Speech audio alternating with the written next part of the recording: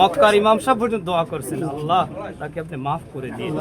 উদ্দেশ্য ছিল যে এই লঞ্চ ঘাটটা যাতে পার্মানেন্টলি ওসমান হাদি, শহীদ ওসমান হাদির নামে থাকে।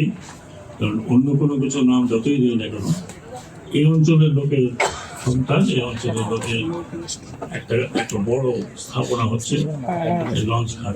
এখানে শত শত লোক প্রতিদিন আসে, প্রতিদিন নামে। তো কাজেই এই ঘাটটার নামটা পরিবর্তন যেহেতু আমার একটির মধ্যে ছিল, আমি করেছি।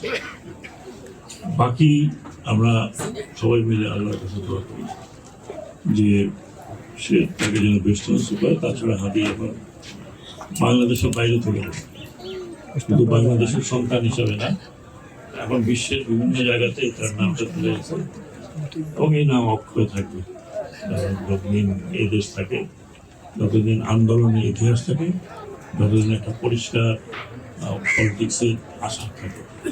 হাদি এমনই আশা ছিল যে একটু পরিষ্কার বাংলাদেশে একটা পরিষ্কার পরিচ্ছন্ন রাজনীতি এবং হাদির অনুসারী এবং হাদির যে লক্ষ লক্ষ লোক ছিল, তারা সবাই আশা করি, আমরা সবাই কামনা করি যে বাংলাদেশে আগামীতে এই ধরনের কোনো কিছু যেন না ঘটে, কোনো ফ্যাসিস্ট সরকারের আবির্ভাব না হয়।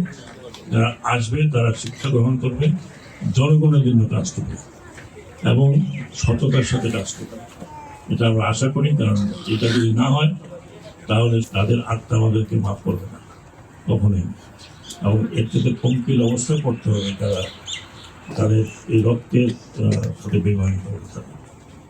আপনাদের অনেক অনেক ধন্যবাদ, আপনারা এটা নিশ্চয়ই।